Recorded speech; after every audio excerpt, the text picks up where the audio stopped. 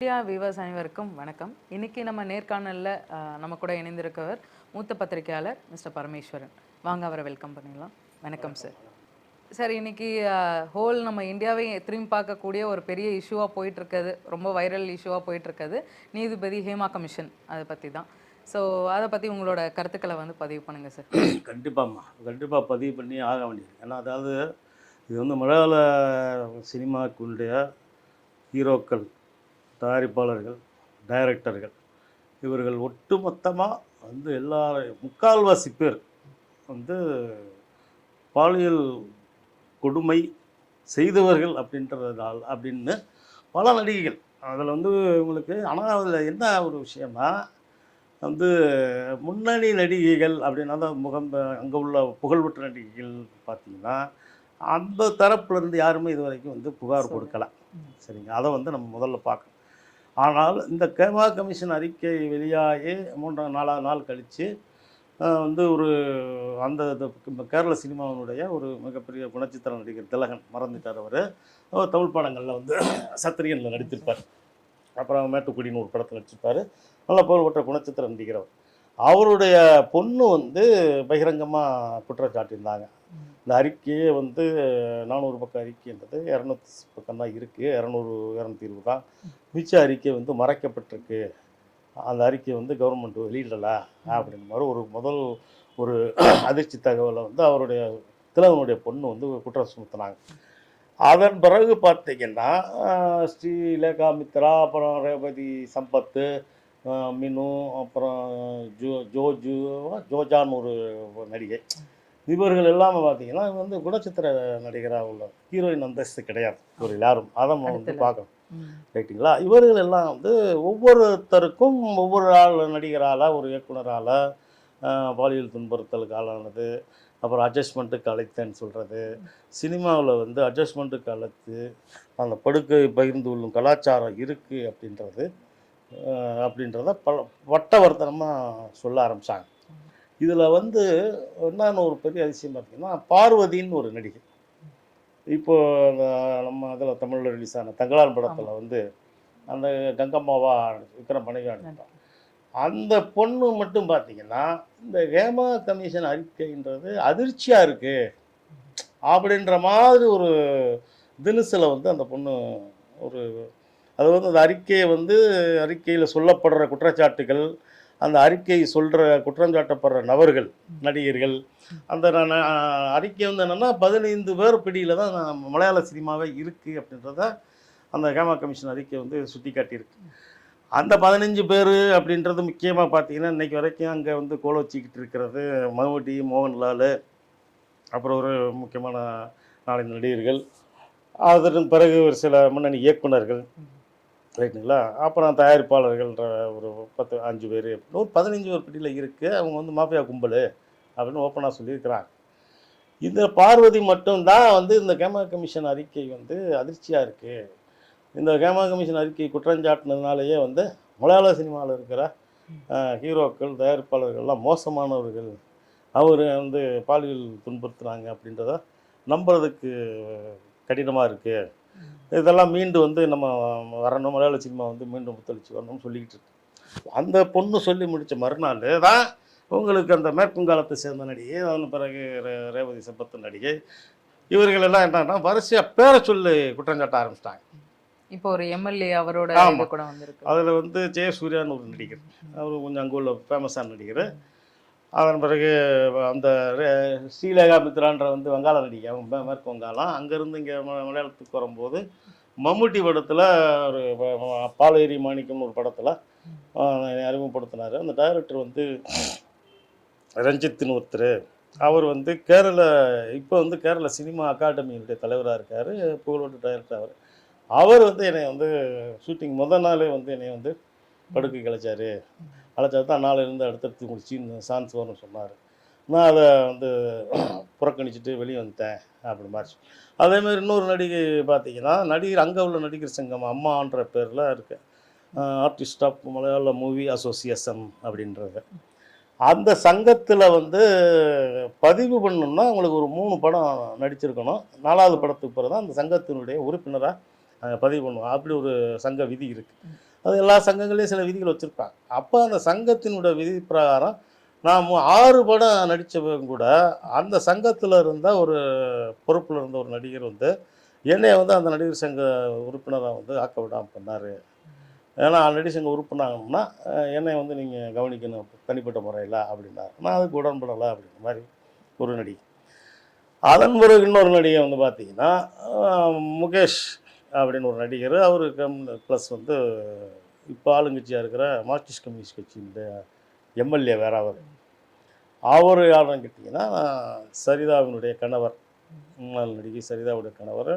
அவருக்கு 20 ஆண்டுகள் திருமணம், 20 ஆண்டுகள் பிறகு அவங்களுக்கு வேறத்தாயிடுச்சு. இப்போ அவர் முகேஷ் எம்எல்ஏ மேலே ஒரு அதுவும் ஆளுங்கட்சியினுடைய எம்எல்ஏவாக இருக்காரா, இப்போ அவர் மேலே ஒரு குற்றச்சாட்டு, ரைட்டுங்களா. அதுக்கடுத்து ஜெயசூர்யா நடிகர் குற்றச்சாட்டு. அதன் பிறகு ரியாஸ் கான் ஒரு நடிகர், அவர் மேலே ஒரு குற்றச்சாட்டு. அதன் பிறகு பார்த்திங்கன்னா அவங்களுக்கு வாணி விஸ்வநாத்னு ஒரு நடிகை, அந்த நடிகையினுடைய புருஷன் வந்து பாபுராஜ்னு ஒரு டைரக்டர், அவர் மேலே ஒரு குற்றச்சாட்டு. இப்படியே வரிசையாக பார்த்திங்கன்னா எல்லாருமே இது எல்லாமே இப்போ என்ன சொல்கிறாங்க, இதெல்லாம் நடந்தது வந்து 2014 நடந்துச்சு, 13 நடந்துச்சு, 15 நடந்துச்சு. அதாவது 8 வருஷம் 9 வருஷத்துக்கு முன்னால் நடந்தது. அப்பயே நான் வந்து கம்ப்ளைண்ட் கொடுக்கறதுக்கு போனேன். ஏன்னா வந்து அப்போ உள்ள அங்கே அந்த நடிகர்களுக்கு இருந்த அரசியல் செல்வாக்கு, போலீஸ் செல்வாக்கு, இதெல்லாம் வந்து என்னுடைய கம்ப்ளைண்ட் வந்து எடுபடாமல் போச்சு. விதவிதமாக காரணம் சொல்கிறாங்கன்னு வைங்க. இப்போ என்னென்னா இதனுடைய தாக்கம் வந்து இப்போ எல்லா மொழி சினிமாக்கள்லேயும் வந்து ஒரு பெரிய அதிர்வு ஏற்படுத்திருச்சு. அதான் உண்மை. மலையாள சினிமாவிலே பார்த்தீங்கன்னா அவர் அந்த சில நடிகர்கள் குற்றஞ்சாட்டுற அந்த ரஞ்சித் சினிமா அகாடமியினுடைய தலைவர், அதன் பிறகு சித்திக்குன்னு அந்த நடிகர் சங்கத்தினுடைய அதாவது அம்மாவனுடைய பொதுச் செயலாளர், அவர் வந்து நேற்று ராஜினாமா பண்ணிட்டு போயிட்டார். அவரே போய் அங்கே கேரள டிஜிபி ஷேக் ஷகீர் அவர் நினைக்கிறேன், அவர்கிட்ட போய் இவர் மேலே குற்றஞ்சாட்டின நடிகையை பற்றி இந்த பொண்ணு வந்து முன்னுக்கு பொண்ணு முரணா வந்து இப்படிலாம் பேசியிருக்கு, யார் அவதூறு சொல்லியிருக்கு, இந்த பொண்ணு வந்து ஷூட்டிங் வந்தது எல்லாமே வந்து அப்பா அம்மாவோட தான் வரும், அப்படி இதை வந்து யாரும் நாங்கள் வந்து அத்துமீறலை அப்படின்னு அவர் ஒரு கம்ப்ளைண்ட்டை கொடுத்துருக்குறார். அவர் வைரலாக போயிட்டு இருக்கும்போது இந்த இஷ்யூவில் இந்த அசோசியேஷனில் இருக்கிற உயர் அதிகாரிகள் எல்லாமே வரிசையாக ரிசைன் பண்ணிட்டு வர காரணம் என்னவா இருக்கும் சார்? ஆமாம், அதாவது என்னென்னா உங்களுக்கு அவர் ஒரு சங்க தலைமை பொதுச் செயலாளர்னு இருக்கார். இப்போ அவர் மேலே ஒரு குற்றச்சாட்டு முதல்ல வந்து அந்த பதவியிலிருந்து விலகிறதா முறையும் கூட நாகரிகம் கூட. ஏன்னா அந்த பதவியில் ஒட்டிக்கிட்டு இருந்தால் அந்த பதவியை வச்சு வேறு ஏதாவது பண்ண ஆளுங்கட்சி செல்வாக்கு வச்சு ஆளுங்கட்சியினுடைய நெருக்கத்தை வச்சு ஏதாவது பண்ணிங்கன்னா அவர் வந்து ராஜினாமா பண்ணிட்டார். ராஜினாமா பண்ணிவிட்டு அதே மாதிரி அந்த நடிகை மேலேயும் வந்து அவர் டிஜிபிட்ட இப்போ கம்ப்ளைண்ட் கொடுத்துருக்கிறார். இப்போ என்னன்னு பார்த்தீங்கன்னா இன்றைக்குள்ள நிலவரம் வந்து ஒட்டுமொத்த அந்த அம்மாவே வந்து கலைச்சாச்சு.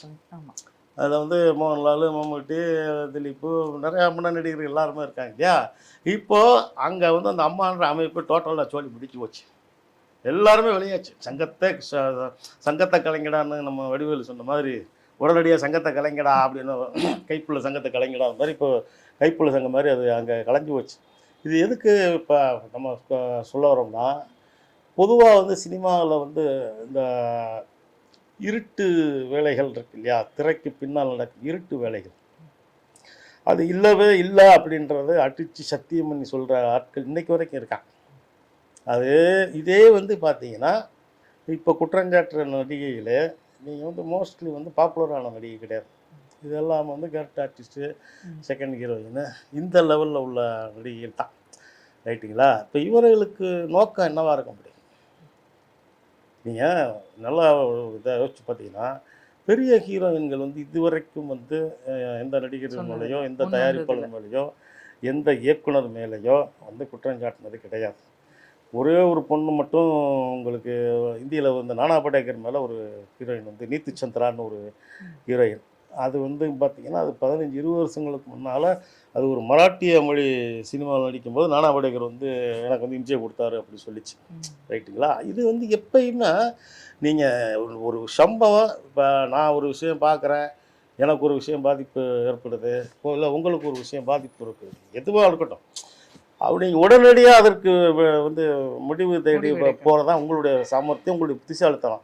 இல்லை நீங்கள் யாரை போட்டு 5 வருஷம் கழித்து போனீங்கன்னா அதில் என்ன இருக்குது? அப்போ உங்களையும் நம்ப மாட்டான், என்ன யாரையும் நம்ப மாட்டாங்க. நீங்கள் சொல்கிற குற்றச்சாட்டை நம்பணும் இல்லையா? அப்போ அந்த நடிகைகள் சொல்கிற குற்றச்சாட்டு 10 வருஷங்களுக்கு முன்னால் உள்ளதா? 10 வருஷமாக என்ன பண்ணிக்கிட்டு இருந்தேன் அப்படின்னா அதுக்கு ஒரு காரணம் சொல்லுது. 10 வருஷமாக என்ன பண்ணிக்கிட்டு இருந்தேன் இப்போ கேட்குறாங்க. அப்போ எங்களுக்கு வந்து பாதுகாப்பு இல்லை, அதனால நாங்கள் வந்து சொல்லலை அப்படின்னு. இப்போ நம்ம பிஜேபி எம்பி சுரேஷ் கோபி அவர்களும் இதை பத்தி பேசாம மலையாள மீடியாக்களை பத்தி பேசுறாரு. மீடியாக்கள்ல இது ரொம்ப வைரலா போயிட்டு இருக்கு. மித்த இதை கான்சென்ட்ரேட் பண்ணாம இந்த இஷ்யூவே எடுத்துட்டு இருக்காங்க அப்படிங்கிற மாதிரியான ஒரு தாக்கத்தையும் உண்டு பண்ணி. ஆமாம், அவர் சினிமா நடிகர் தானே, அவர் ஹீரோவாக இருந்தது தானே. இப்போ அவரால் பாதிக்கப்பட்ட நடிகைகள் யார் யாருன்னு நாளைக்கு சொன்னால் அவர் நிலைமை என்னத்துக்காக? அவர் மத்திய எம்பி கூட, பிஜேபி எம்பி மட்டும் இல்லை, மத்திய இணையமைச்சராகவும் இருக்கார். சரிங்களா? இப்போ அவர் வந்து நாளைக்கு வந்து அவர் மேலே ஒரு குற்றஞ்சாட்டு ஒரு நடிகை வந்து நாளைக்கு வந்து பொதுவில் மீடியாக்களில் சொல்லிச்சுன்னா அப்போ சொல்லுவாரா மீடியாக்களுக்கு வேலை இல்லையான்னு? ஏதோ ஒன்று நாளைக்கு யாராவது வந்து நம்ம மேலே ஒரு தலையில் கள்ள தூக்கி போட்டுருமோன்னு ஒரு உஷார் தான். அதனால் வந்து மீடியாக்கள் மேலே பாஞ்சதில் என்னமா இருக்குது சொல்லுங்கள்? நீ யோக்கியமாக இருந்தால் ஏன் மீடியா வந்து உன்னைய பற்றி எதாக்க பேச போகிறான்? நீ என்ன வந்து வள்ளலார் மட அதிபதியாக இருந்து வள்ளலார் மட தலைவரா? யோக்கியமாக இருந்திருந்தேன்னா மீடியா ஏன் பேச போகிறான்? நீ யோக்கியமாக இருந்திருக்கு, நீ சொல்லு. நாங்கள்லாம் யோக்கியம், நாங்கள்லாம் பரிசுத்தம், நாங்கள்லாம் 100% நல்லவங்க அப்படின்னு சொல்லு. உன்னைய பற்றி ஏன் பேச போகிறேன்? இங்கே வந்து சந்தை சிரிச்சு போச்சு. அதுக்கப்புறம் அதில் வந்து இதை பேசாமல் என்ன பேசுறது? எல்லாத்தையும் தான் பேசுது மீடியான்றது, எல்லாத்தையும் தான் பேசுது. நல்ல விஷயங்களும் பேசுது, கெட்ட விஷயங்கள் பேசுது. சில மீடியாக்கள் வந்து என்ன செய்தியினுடைய உண்மைத்தன்மை தெரியாமல் முதல்ல உளறி கொட்டிட்டு அப்புறம் மன்னிப்பு கேட்க, அது வேறு விஷயம். ஆனால் இது வந்து நாடறிஞ்ச சங்கதி. இது ஹேமா கமிஷன் ரிப்போர்ட்டுன்றது அந்த கேரளா அரசாங்கத்தினுடைய கொடுக்கப்பட்ட ரிப்போர்ட்டு.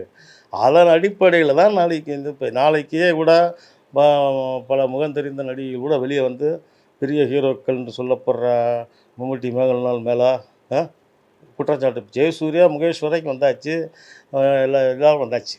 நாளைக்கு மம்முட்டி, மோகன்லால் வராதுன்னு என்ன நிச்சயம்? இதே வந்து நடிகைகளுக்கு வரும்ல. நீங்கள் சொன்ன மாதிரி நல்லது நடந்தால் சரி எல்லா இண்டஸ்ட்ரிக்குமே.